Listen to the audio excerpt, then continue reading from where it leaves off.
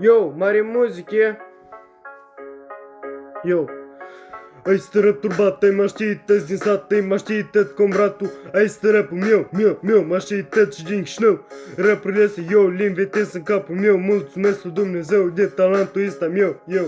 Aseară am cântat un rap la mine, sate pe urmă am cântat eu la mine în mahală. Peste 3 zile soază și capitală. Rapurile mele s-aud toată casa, eu toată ziua.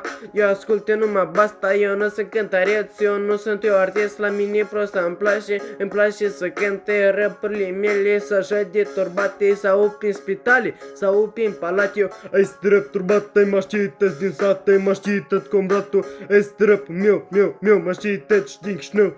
Rapurile să eu le invitez în capul meu. Mulțumesc lui Dumnezeu de talentul ăsta meu, yeah. Aseară mișto afară mă pus eu un beat. Ia ca toți pațanii s-au grămădit.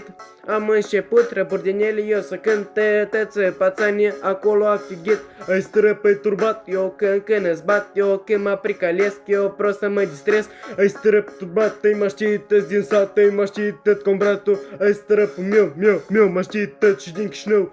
Rapurile să eu le inventez în capul meu. Mulțumesc Dumnezeu de talentul ăsta meu, yeah. Mare muzică, eu.